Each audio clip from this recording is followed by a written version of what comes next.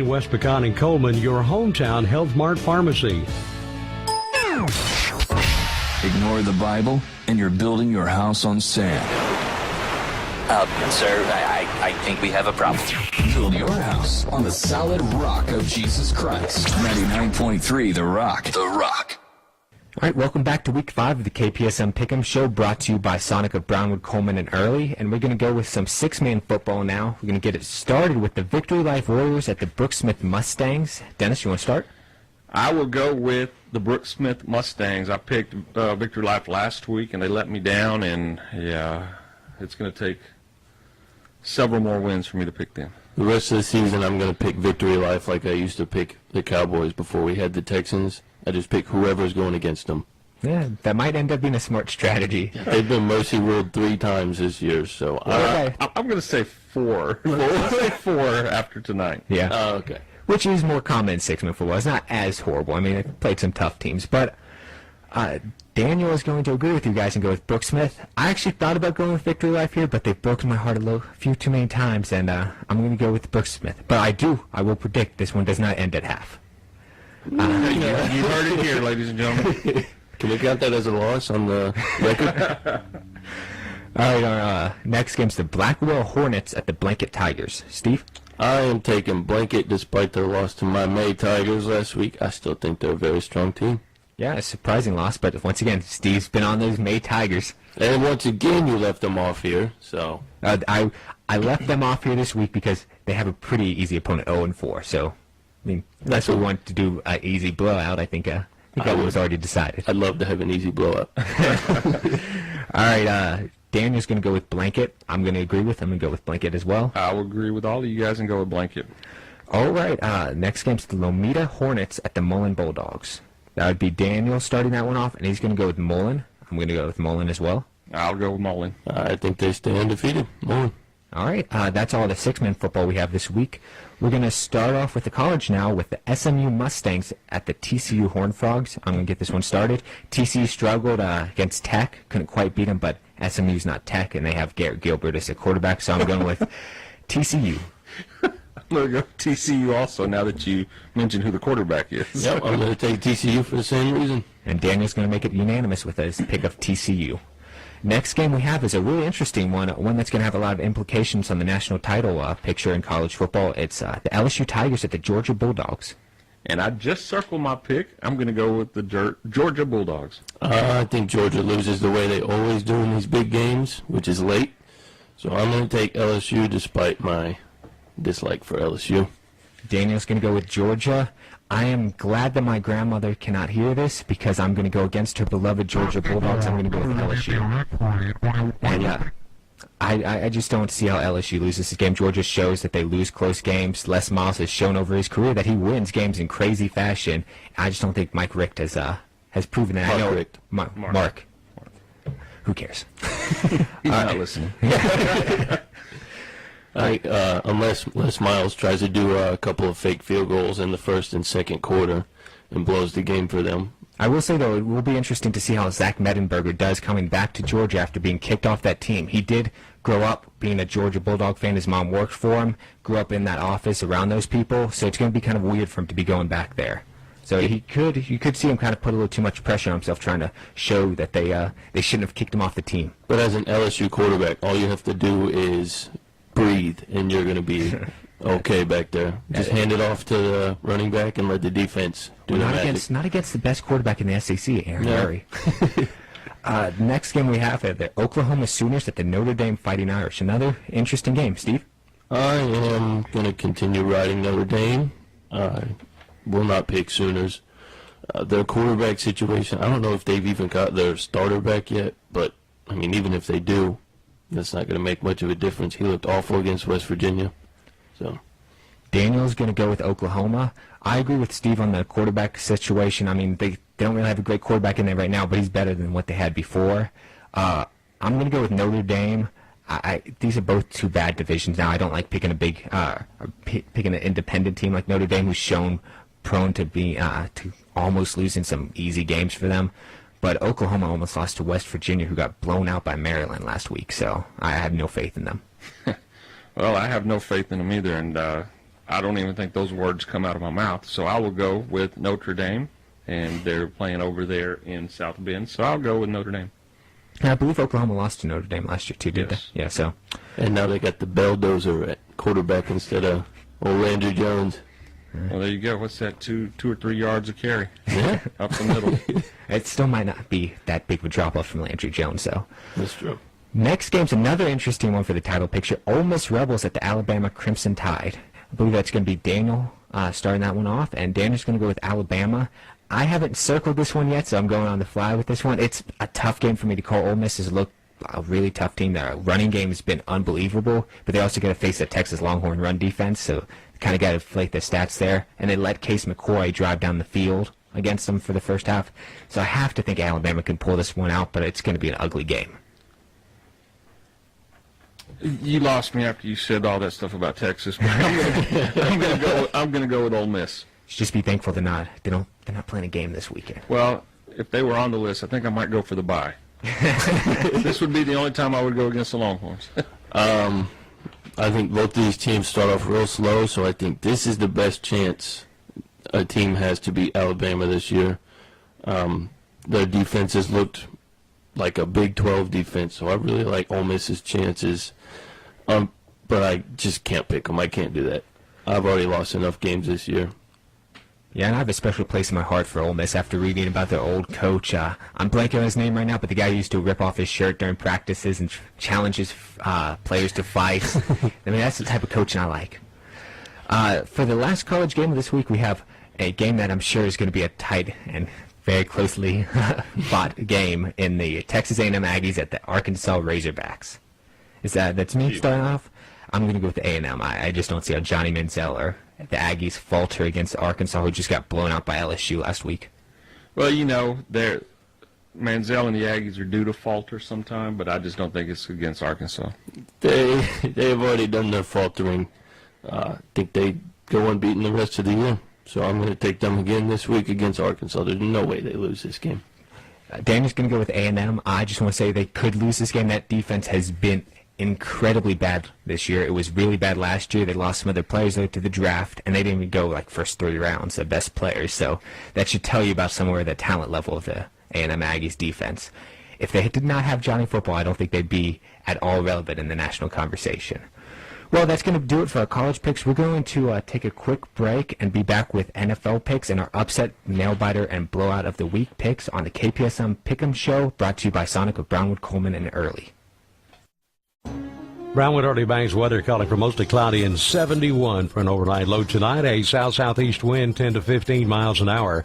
Tomorrow on Saturday, a 50% chance for rain, mostly cloudy and 87 with a light south wind. Saturday night, an 80% chance for rain, cloudy and 69 with a light north-northeast wind. Sunday, a 50% chance of morning rain, turning cloudy and 85 with a light north-northeast breeze, and a 20% chance of rain Sunday night. That's forecast. I'm Michael Wayne in the KPSM KVUB Weather Center. Brown feels like home, and you will feel at home when you step into Big Country Ford. Our staff create a hometown customer experience for you. At Big Country Ford, we will serve you before and after the sale to ensure your complete satisfaction. Come by and let Kurt warm you up with his smile and find a vehicle to fit your needs. Whether it's new, pre-owned, or service to your vehicle, we will treat you like family. So come by and meet our family at Big Country Ford, 500 West Commerce in Brownwood, and find out what makes our place special. Ignore the Bible, and you're building your house on sand. Sir, I think we have a problem. Build your house on the solid rock of Jesus Christ. 99.3 The Rock. The Rock. Welcome back to Week 5 of the KPSM Pick'em Show, brought to you by Sonic of Coleman, Brownwood, and Early. We're going to start off with some NFL picks now. And the first game we have this week is going to be the Seattle Seahawks at the Houston Texans. Dennis, you want to kick that off? Yeah, you know, the Texans got blown out last week. Matt Schaub just, I don't know, I didn't watch the game. I mean, I'm sure Steve will tell us a little more about it when it's his turn. But I'm just not feeling it from the Texans this week. I'm going with Seattle. I am going to have to find myself a padded room to watch these games in for the next 4 weeks, the Texans games. I can't take them this week after watching Schaub last week. That was horrific. I've never... Did you say terrific? horrific. Oh, okay. Horrific. It was awful. I want Yates. I've been campaigning for Yates for a year now. Yeah, let's go from a solid quarterback to a barely mediocre one. Why don't you go on Twitter and... I'm done attacking personalities on Twitter. That was my worst mistake. Yeah, you've learned your lesson. Yeah, I'm taking Seattle. I think we beat San Francisco next week, though. So unlike me and Dennis, you're not a real fan. You're Right. a fair weather fan like most Houston fans. I'm done. No, I picked them against the Ravens. So. Have you seen Daniel or Dennis, despite the fact that his teams have all been terrible this year, start picking against them? Daniel's not in fourth place, or Dennis is not in fourth place, so he's got room to lose some of Because these he's loyal games. to his teams, to the football gods. They look down on him. I was loyal to my teams last week, and every team that I had that could have lost.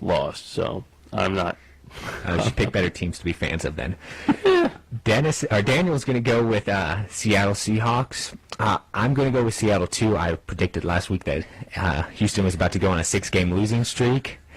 Seattle, though, does not look good at home on away games, and the offense hasn't looked as great as it did last year. They're suffering with Percy Harvin out, and Marshawn Lynch hasn't looked strong, but Houston has no toughness on that team. They barely beat the Titans, and the San Diego Chargers had to go. And we only have J.J. Watt and Brian Cushing. Those guys aren't very tough. No. No? Brian, no. No. Give Cushing some steroids, and then he's tough. Yeah, he just worked out a lot. Yeah. That's his excuse for anyone wondering why Steve would say something so idiotic. That was his excuse for testing positive for steroids. All right, next game we have are the Chicago Bears at the Detroit Lions. Steve? I am taking the Bears.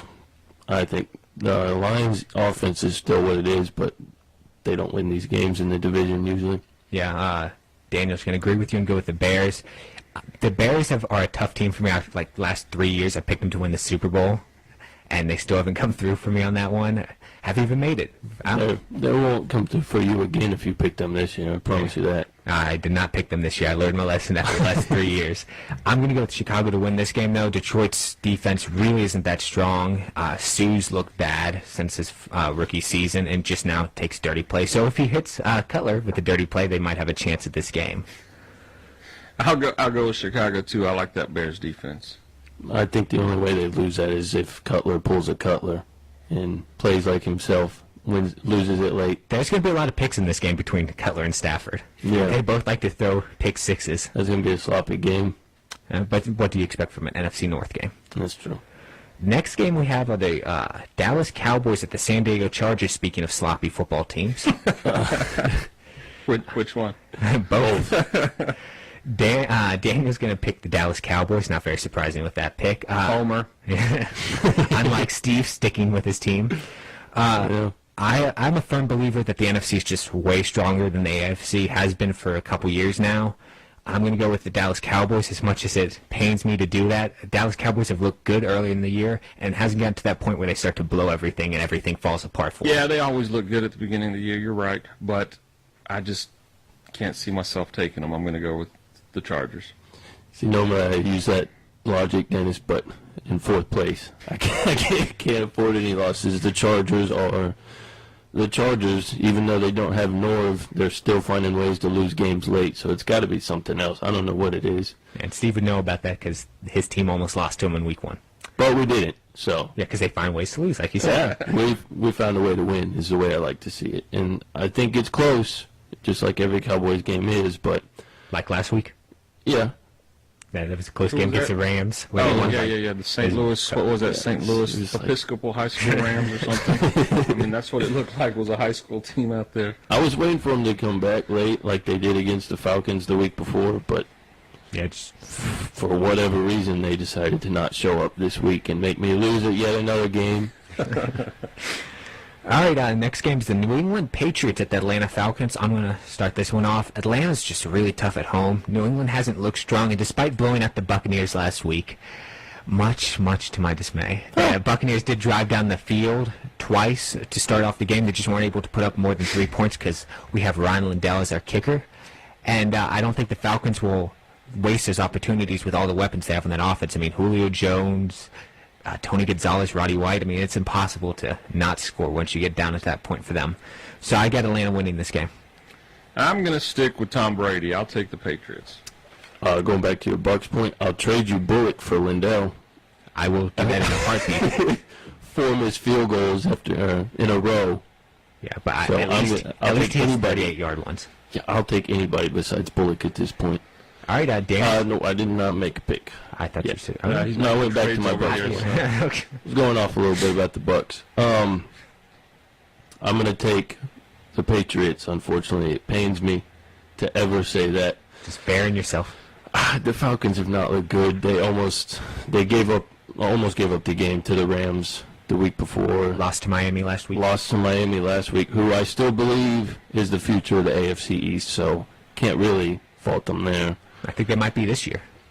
I don't think their time has come yet, but it's definitely coming soon. All right, well, Daniel's going to agree with me and go with Atlanta. Next game we have a Monday Night Football game, which has turned out to be a pretty interesting one with Miami doing as well as they've been doing. Miami Dolphins at the New Orleans Saints. Is that Steve? Yeah. As much as I love Tannehill and Miami, and I think they're the future, like I just said, the Saints have looked strong this year. I don't think Miami's offense is enough to capitalize on New Orleans' poor defense. I think New Orleans takes this one.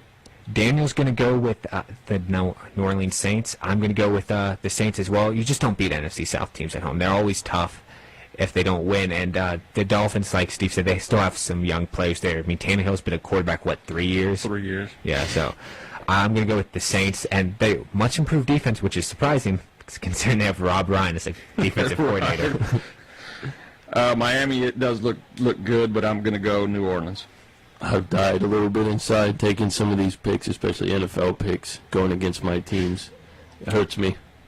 But you were able to do it unlike everyone else here at the team. Yeah, I swallowed a little bit of my pride. It's not your pride, it's your team's pride, Steve. Yeah. All right, we're going to go with the nail-biter, blowout, and upset. We're going to start off with the nail-biter. Dennis? My nail-biter is going to be Ole Miss over Bama. Mine is going to be LSU over Georgia. Mine's Daniel's is going to be LSU and Georgia, which should be a very fun game to watch. I'm going to agree with Dennis and go with Ole Miss and Alabama as my nail-biter. Next game we have are the blowouts. Steve? I am taking Wall over Brady.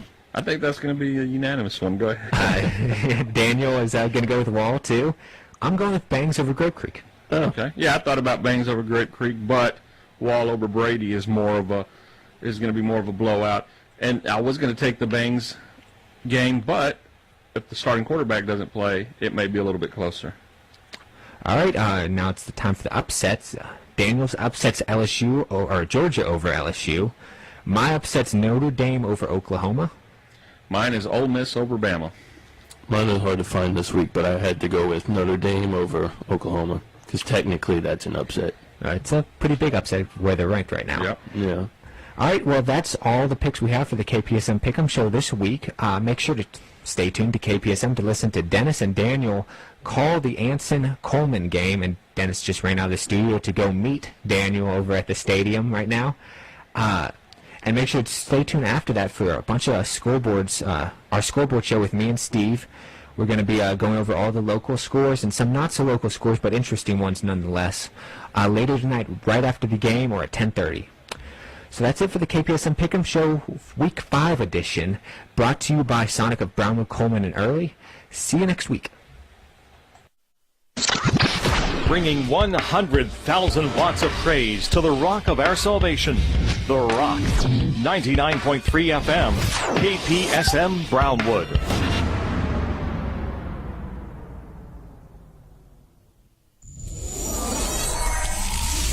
Live from Hufford Field Stadium in Coleman, Texas, it's the Sonic Drive-In Pre-Game Show. If you can't be an athlete, be an athletic supporter. Here are your hosts, the voices of your Coleman Blue Cats, Dennis Bocasio and Daniel Stovall. Good evening and welcome to the Sonic Drive-In Pre-Game Show.